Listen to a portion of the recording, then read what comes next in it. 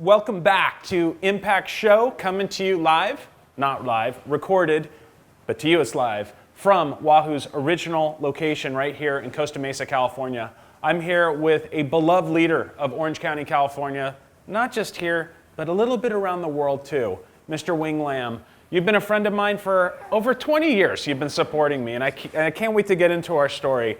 And how we like to start these impact interviews is to really just tell our audience a little bit about your background. So if you could just go into that, that'd be awesome. I'm originally from Brazil, of all places. Thank God my parents left communist China after World War II, went to Brazil, and then came to California, of all places in America. So back in the 70s, we kind of cruised around, tried to assimilate into the California lifestyle, did okay. And then after graduating from college, my brothers and I looked around and said, hey, maybe we should do something with our parents' restaurant. Not our deal. Right. But then we said, hey, maybe we can do something that we love, which is surfing. Right. And it was, well, we're not good surfers, but maybe we can do something in the food side, which is what we're good at. Right. And that's the idea for Wahoo's. And tell me a little bit about your parents' restaurant. What kind of food do they serve? My parents still have the Chinese restaurant on Balboa Island, the Shanghai Pine Garden. Oh, awesome. It's been there since 1970. Okay. Yeah. So food has always been in your sort of bloodstream, and it passed down to you and your siblings. And then you guys came upon this amazing pop cultural iconic restaurant called Wahoo's. Tell me a little bit about how you went from sort of this Chinese flair into fish tacos and how it gave birth to this. Well, basically, we're good at Chinese food, but we just, we grew up doing it, right? Yeah. So, but it wasn't fun. It was work. Right. But we love, every time we went somewhere fun, Mexico, Hawaii, it was always like the after stuff that we did surfing. Right. So, in Mexico, it's fish tacos. Hawaii is the plate lunches. Right. So I said, why isn't anybody doing it here? Right. And so, we have thousands of entrepreneurs that watch our channel and watch this show. It just seems so easy to come up with a restaurant theme and then to have this wild success. I mean, you have over 50 locations nationwide now. I mean, what was the precipice of starting a restaurant, and how did you make that successful but also sustainable and significant? Because there's a difference between success, right? Yeah. We all know that. Yeah. But sustainable is almost the impossible. And how do you create something like Wahoo's and create that sustainable success over time? Well, the thing is, you talk about reinventing. First, the creation part. Why? Find something that isn't there already. So for us, there are plenty of Mexican restaurants, plenty of Asian restaurants, but nobody was doing something very specific to the surf industry, which is fish tacos. So first we found that. So that was our signature thing. It was an afterthought. That was front and center. So once we got that, really the key is that you always talk about synergies. Partnerships is really what it came down to. So we were able to really quickly, partners with the companies like Billabong, Quicksilver, O'Neill, Gotcha, back the big surf brands in the 80s. Right. So having that partnership kind of really expanded the brand, and then having the family, all of us kind of working together. Right. And then the idea is there's only two ways you can reinvent yourself. You got to come up with a new product every 6 months, every year, kind of a thing, which can be very kind of time consuming and and it complicates everything. Right. Or you have new ambassadors. Right. So we just said, hey, let's take a chance, find some cool surfers that we can have as our ambassadors. Right. And that pipeline just kept going. Right. And then we got the skaters, the snowboarders, the BMX. So having these ambassadors kind of tell the story that they just found out about it kind of keeps you fresh. Right. So we got the 50-year-old nows and we got the 12-year-olds. So. Sure. And think about that for the Impact audience and all of our IMA Global members. So you start an idea, you have a company, you have a restaurant, you have an organization. Build off other people's successful brands. That's how we started the IMA. We started associating ourselves with people like Wing, and we built an advisory board. Microsoft, Google, Amazon, those people are on our board. So our brand actually lifted from those billion, trillion dollar brands, and it pulled us up. And much like kind of the way that I led the organization, you're very much a relationship person. Yep. And so you had action sports celebrities, you had brands like Billabong, Quicksilver. These are unattainable doors to get into. How did you do that with your relationships? Because that's so key to you, is think about the relationships you have with those leaders and those brands, and how do you get in that door? Well, back in the 80s, a surf contest looked like nothing, like a tent on the beach. There was no sponsors outside of the industry. Right. Nobody had any money. So I said, well, why don't you guys have a hospitality space? And they said, what are you talking about? There's no budget for it. I goes, well, maybe we can barter. You guys got no money left, but you got t-shirts and shorts. So why don't we trade out? My staff could use that as uniform. So we basically started bartering with all the brands. And it became this thing where the kids found out about the food, because when you come out of the water, you're starving to death. Right. The first thing Right. you grab is like, aha. Yeah. So it was one of those where the food was good. Sure. But when you have nothing else, it became this amazing experience. Right, right. So we did it with all the sports. Sure. And then somewhere like in the early 90s, all the garage bands that we started helping out became the Blink-182s, the offsprings of the world. Right. So it was the same thing, as they were unknown when they had no budget. Right. We were there. And then when they rose to the top, we were still there. Right, right. And I love what you say about barter, because sometimes it's not about putting money in people's pocket. Sometimes you could put food. What I did was I put websites. I would do websites for people for free, and that got me in the door. Jim Doty of Chapman University, when we first built chapman.edu, the internet didn't exist. I had the skill of doing HTML and built Chapman's first website with Dr. Fahey at Chapman, and that opened a great relationship with Jim Doty, which then launched the IMA. So similarly, you were able to barter out things like, you know, food. I mean, everyone needs food. Yeah. Now let's go into food. I've grown up eating Wahoo's fish taco, okay? I've had thousands of fish tacos, and it really like makes me feel good. I don't feel like I'm weighted down and feel gross after I eat. I feel healthy, I feel motivated, I feel full, and it tastes so good. How do you achieve that? Because you're not a fast food restaurant, you're not a fine dining restaurant, you're somewhere in that fast casual yet healthy environment. How were you able to cook all that up? Because that takes a little bit of brilliance. Tell me a little bit about that. It's basically, you know, the way you cook at home. Yeah. One, you don't have time. Right. You don't want to have time for sauces, all the, you know, the beautiful things you do at a fine dining restaurant. You just want to eat good food. Right. So the whole idea is clean it up, make it as simple as possible. Right. And when you have simple foods that are clean, that taste good, it naturally doesn't weigh you down, makes you feel good, because you don't have a lot of time to digest all that stuff. Right. So the key is simple, clean, fresh. That's it. Right, right. And over time, I mean, it's been decades that your restaurant has been around. I think you guys were in that 1988 you founded. Yep. So over time, has the menu changed much? And if it has, why? The only things that has changed is the addition to like the gluten-free stuff. You know, there's all of these, you know, vegetarians. So there's other people that say, hey, if you got fish, why not do shrimp? Right. Or if you got fish, why not do salmon? Right. So we said, you know what? Okay, great idea. Why not give them more options? But the core menu, the chicken, the beef, the pork, and the fish, it's pretty much the same as it was. Yeah. So obviously we are the Internet Marketing Association.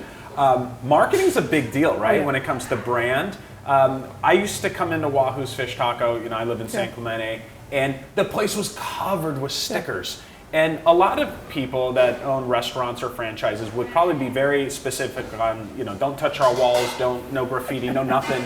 But you guys kind of welcome that. Yes. Can you talk a little bit about the integration and welcoming people's expression and how you're allowed to just be able to just stick stickers on the wall and express yourself? I think that's interesting. In the surf industry, in the action sports industry, everything that's a sticker base is the way of tagging, that's my spot. Right. So by allowing all the brands to bring it, it made it their spot. Sure. So it went from stickers to, you know, posters to surfboards. So everything that's here is by somebody we know. Right. And it becomes their second home. That's awesome. I absolutely love that. And going back to menu, you know, I look at a Wahoo's Fish Taco menu, and it's not complicating, yet it's not so simple as In-N-Out, yet it's not so complex as the Cheesecake Factory. How do you find that perfect delta? And finding that there's not too much and there's not too little, because from a marketing standpoint, a lot of our viewers are curious to that kind of thing. It's like, I never know. Some days I feel like we have too much, some days I feel like we don't have enough. Right. But at the end of the day, the number one item we still go out when we do the events, whatever that may be, is still fish tacos. Right, right. Because, you know, you can get a burger anywhere, you can get a chicken here, but when we show up, we're grilling fish tacos, and that's what people want. Now, let's talk a little bit about your workforce. I've been going to the same Wahoos in San Clemente for 20 years, and a lot of the people that work there are the same people that have been there through that time. Oh, yeah. How do you instill that empowerment among your workforce through all the changes that we go through in the world, you know, personally and professionally? Yeah. What's the culture within the organization, and how do you lead that motivation among your workforce? The big thing is lead by example. So we're always there with them. We were never going to ask any of our staff from the top to the bottom to do anything that we're not willing to do ourselves. Right. So we're always there with them. So it's one part to work alongside them, and it's that I call it the tough love. At the other side, give them the leeway to be creative, hire their people, do all that, right. and then also reward them. So it's this constant balance between rewarding, holding the leash a little bit, and accountability. So, we have all the metrics in place. Right. So this is what we expect, and this is what you get. So it's constantly, right, but showing the gratitude that we have for them for being here. Right. So Roberto at San Clemente has been with us almost since the store opened. Right. And the minute the door opens, they recognize me Yes. all the way from the kitchen. And then when you leave, they say goodbye. Yeah. And those are the sort of little details that I think it's really important to personalize your brand and to think beyond just the basics and to go outside the box. And that sort of love is very effective, and it makes you want to come back because you don't feel like you're just getting a fish taco. You feel like you're seeing your extended family. Exactly. That's very rare to find in any sort of restaurant. So Wing, as we kind of wrap up this segment of our interview, part of what impact is, in my opinion, is the adversity that leaders face. I run a multinational organization, lots of employees, lots of clients, partners, and such. And to be an effective leader, you've got to be able to stand up to adversity in tough times. Yep. Now, we know that leading this enterprise and all these employees and everything that you've gone through, you've probably faced some really tough times. In those times of adversity or tough transitions, how do you pick yourself up and keep going? Okay, if you have something going on at a restaurant or with an employee, how do you pick yourself up and fight through that?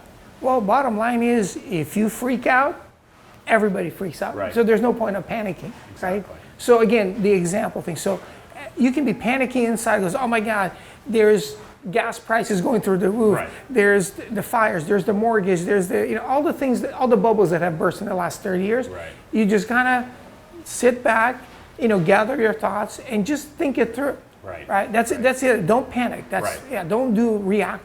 Right. Just think it through. Sure. That's what you got to do. And leadership is so much action and not position. So the way as leaders we act, that's how it's interpreted by all our stakeholders, be it our employees, our family, our clients, whatever that may be. How we react to any situation is how they're probably going to interpret and react themselves. That's a really good piece of advice. And as we conclude and transition into a very special project that you started and has now emanated throughout a lot of businesses and friends of ours, tell us a little bit about philanthropy and give back, because ever since I met you, which was over 20 years ago, we went on the Chapman University stage, talked about entrepreneurship way back then. We were like smaller versions of where we're at today. It's very interesting to see that along the way, you've always been there for people. Yeah. You've always made the time. And a lot of people, when they reach certain levels of success, they get busy or they have certain things and opportunities, but you've always made time to giving back. Tell us why that's so important to you and why that's so important in the journey of success. Well, the thing is, before there was that acronym CSR, Corporate Social Responsibility, before there was cause marketing, before there was any of that, charities were always in existence.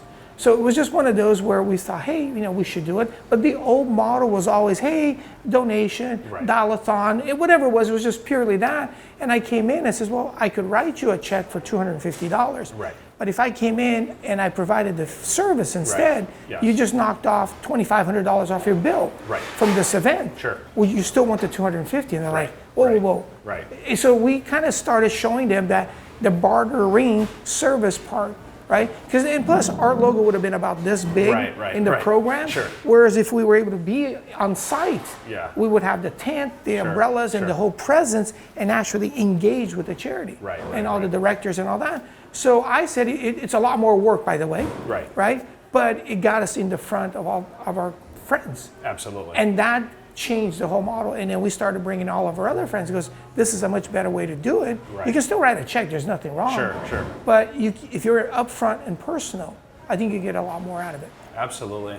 And for the thousands of young entrepreneurs that are watching, that are starting a business, an AI company, a restaurant, what's your advice on starting a business and the 2 or 3 things that you've learned that you would love to pass on? The big thing is treat your vendors, your suppliers, like they're your family. Right. Don't think of nickel and diming them because they're in the same business as you are. Sure. So having that great relationship helps you in times like right now. Right. When nobody can get toilet paper, Right. you can get toilet paper. Yeah. So you got to have a good relationship with your vendors, right? It's a two-way relationship. And then partner with your friends, other companies. And again, it's kind of hard to partner with another restaurant, but there's no reason why you couldn't partner with a coffee house, a yogurt company. So people that kind of complement and not necessarily, distract you. And we have a great partnership with all those guys today. Right. So it's one of those where, we want to promote people to dine out. Right. So whatever sector you're in, kind of help people, get that service. That's what we're in there for. Awesome. And one last question, it's more of a personal question. What's your favorite thing to eat at Wahoo's Fish Taco? Rice and beans and fish tacos. That's it. Okay, pretty simple guy. And we've all gone through some unprecedented craziness in the last year and a half. And I've been able to kind of watch all the leaders of the county, the state, the country, the world, and how they adapted to that.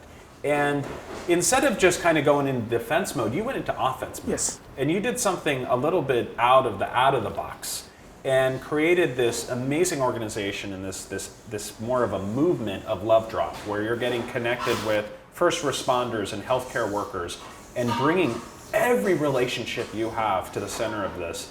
And can you tell us a little bit about that, and then maybe introduce your partners that are here today? Okay, so kind of like back in 1988, when I only had like 20 or 30 customers coming in a day, I kind of said, well, where are all my customers? They're at the beach. So I started going to do surf events, right? So when the hit, we literally in 2 days lost 85% of our business. So I'm like, where are they at? And we knew that all the first responders were working. So the people at distribution centers for supermarkets, for instance, the people at the hospitals, fire department, all that. So I called all my friends and say, what are you guys doing? Because all of the events got canceled.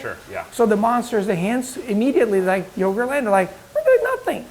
So then I said, okay, we also need a little bit of the PR. So I go, hey, Wendy, what are you guys doing? Because the radio station, everybody got full. So everybody that I knew was kind of like doing nothing. And then my buddy Charles said, hey, what are you guys doing? I goes, hey, Charles, come out with us. Let me show you what we're doing. Because in order to do this, we needed some funds. Because we were tapped out. So we kind of did a few just to kind of try it out, took some photos, shared it with my team. And they're like, you're crazy, but there's nothing else going on. So the California Love Drop was created by Wendy from KLOS, who's here. And then my buddy Charles from Anthos was like, okay. And then in order for us to show people, I know Jennifer came up with the idea, goes, why don't you guys actually have labels on the outside of these brown bags? There you go. Because we had these tiny little circles that says chicken. But it didn't say where it came from. So Jennifer goes, I think we should have some labels to explain. There you go. So on the label, we started adding all of our partners. And that became the California Love Drop. And they're all here because without them, this would not work. Awesome. So why don't them come out here and join us in the next segment of our interview. Hey, back to you. So Impact Show is not just about impact and entrepreneurship and leading a company like Wahoo's. It's about impact on your community. What Wing touched on about what to do in a time of crisis, and instead of going inward and just kind of sheltering himself around crisis, he said, you know what, we're going to get engaged with our community. We're going to use our relationships the same way we founded Wahoo's Fish Taco to help the first responders and to help our community. So joining us is Charles, Wendy, and Jennifer, 3 awesome leaders that do completely different things here in Orange County, and how they were able to come together and create this amazing ripple effect. I'm going to start with you first, Charles. Why don't you tell us a little bit about yourself and how you got involved with this and what it means to you? Well, I'm Charles Antis, the founder and CEO at Antis Roofing and Waterproofing, and I got involved because I always trust Wing, because we support a lot of nonprofits, and when things were shut down, I went to one of his restaurants, and it wasn't open yet, and I called him, and he said, hey, if he cut me off, I called him to ask him if I could help, but he beat me and said, let's go deliver some tacos, and that's how I got involved, with bringing tacos to frontliners at hospitals, police, and fire. Awesome, and you've been involved, I mean, you're like known around corporate social responsibility. What's the fire in you that's always been investing into the community? Just curious. I mean, you're a business owner, but why do you go so far into the community? What drives you?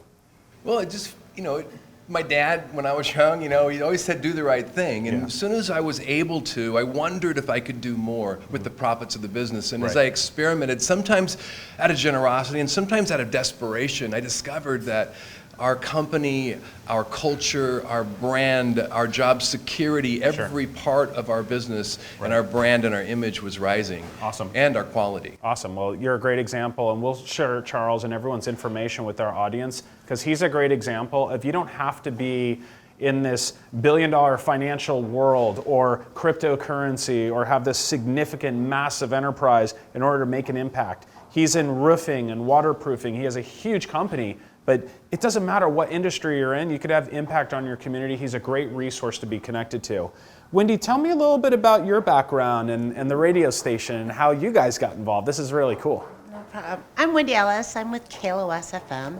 And much to the story that Wing was describing before about how he networks and works with people, we've been working together for a while. Whenever we needed something with the station, if we ever needed one to step up and feed anybody, Wing was like, let me do it. We partnered together for St. Jude Rocks and raised over $1 million for St. Jude. So we've worked in the past. And when everything went home, we're quarantined. I reached out to him knowing that he was doing out doing some good, and we partnered together. And so that's kind of my history. I've been in the music industry for a good 20-some years. I worked for a Golden Voice and done Stagecoach and Coachella. I do festival events, so it was a really good tie-in doing this charity And tell together. me about how the radio as a medium was used to communicate the work that Love Drop was doing, and what does it mean to you? And tell us a little bit about that. Well, it means it's so special to me because it's been so good for all of us and for our charity. Our morning show, Heidi and Frank, wanted to be involved right away. And so they have, not only do they kind of financially help things at the beginning, we need to get out there and buy some way overpriced bottles on the internet to put all this donated organic Drake's Organics hand sanitizer, and they stepped in right there. And then they weekly have allowed a platform for Wing and all of us to be on as we give updates about a California Love Drops, talk about GoFundMe donations to our account. They've really been fueling us along the whole time. We have a vast audience of internet marketers, and radio as a medium is really interesting because when the internet came, you had television, radio, and then internet came.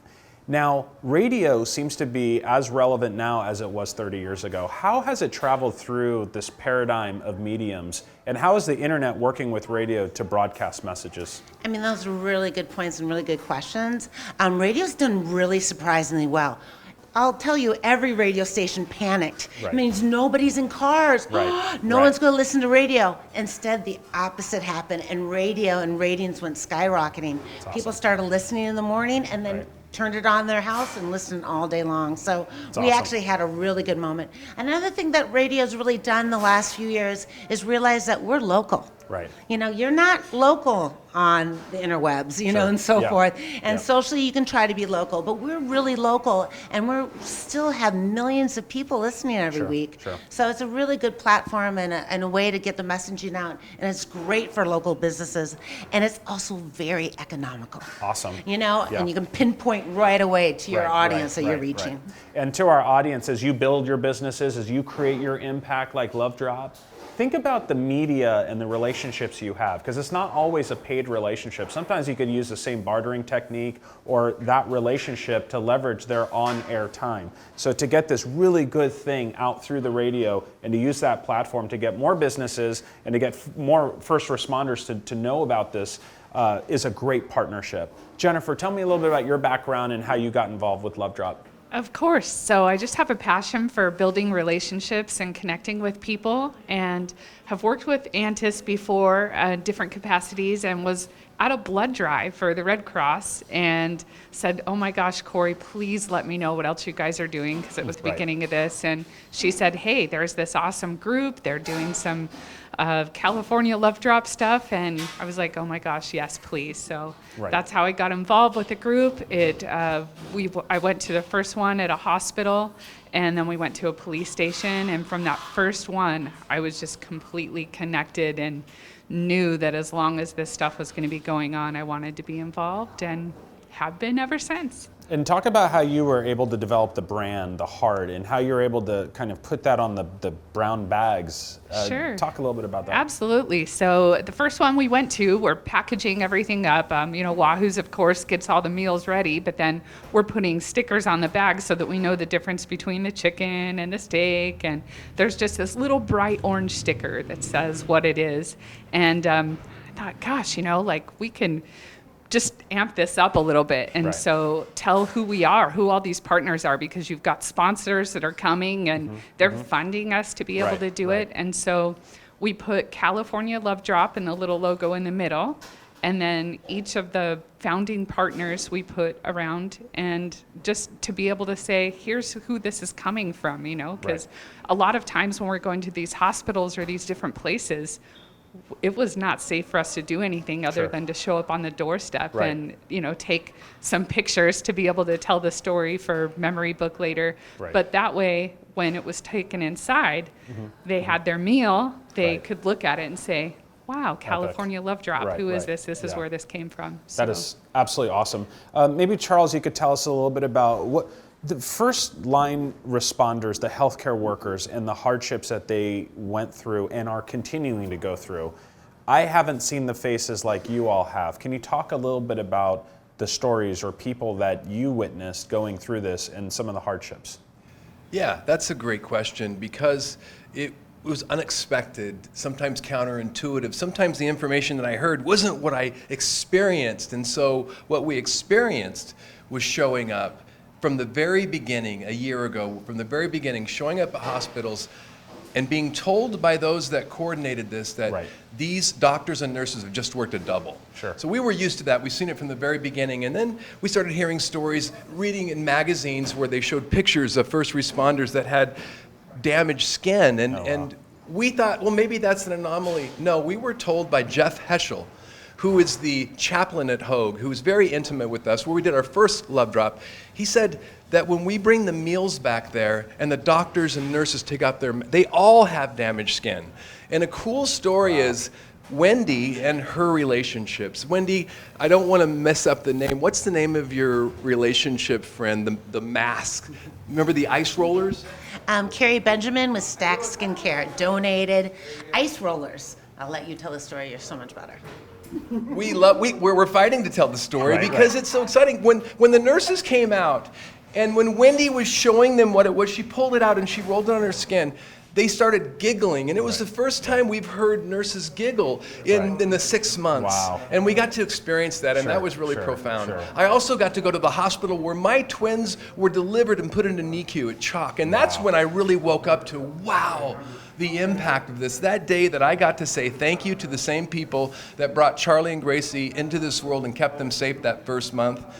And I got to deliver them Wahoos and Yogurtland and this hurrah, and that moment where they realize we do notice, we do care. And that's been such a blessing that you've given us that pause, and kind of like, sometimes we can't help it. We get caught in a rut. We don't know what we're looking at. We're lost in thought, and suddenly, boom, you're awakened in the moment, and you know what matters, and your team knows what matters, and it shows up in the quality of your food, and the quality of your roofs, and the quality of your broadcasts. Absolutely. Such a great way of bringing it all together. And Charles, with all the philanthropy you were already doing, Wing called you in April of last year. How did you find the time to do this on top of all the projects you're already involved with as it relates to philanthropy? There's something that we've learned over time, and Wing would maybe say it slightly differently, but I remember Wing actually telling me about 6 years ago, he never says no. And it almost makes me emotional thinking about that, because, that's not possible until you think it is. And when you think of a way to say yes, it's amazing what good relationships of good, honest people working together can do for community. And we all know at the IMA, the word no is actually like a bad word. So there's always a way of compromise. There's always a way to find a moment to be able to help someone, maybe not under the terms that they expect of you, but there's always something that we can do with what we have in our abilities, our relationships, our technologies, our resources to help people that need our help. And I'm curious to know how this program has evolved, because it started with a few.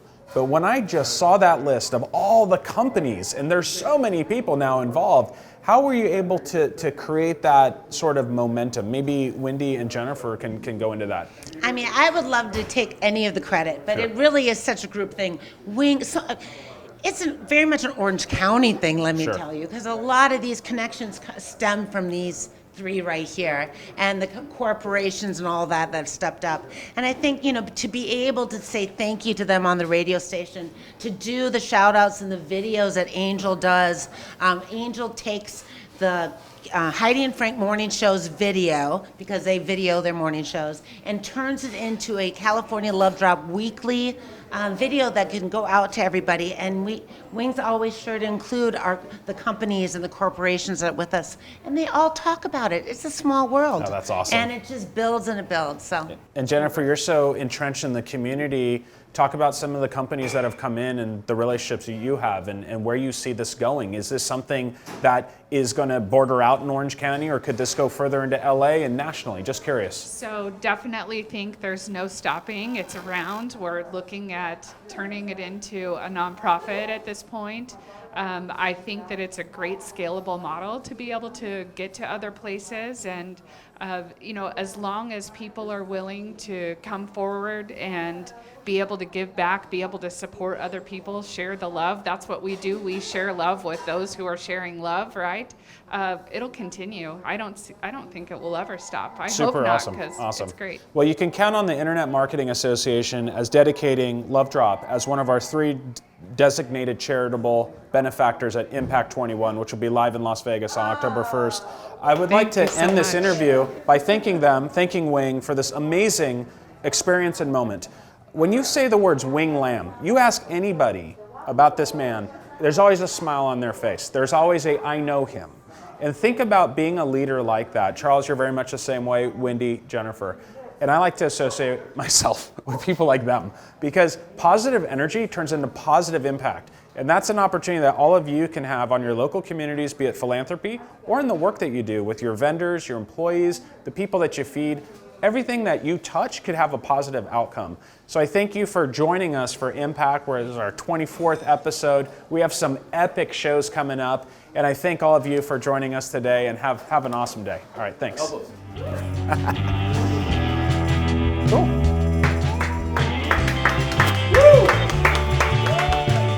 This has been a Sano Shop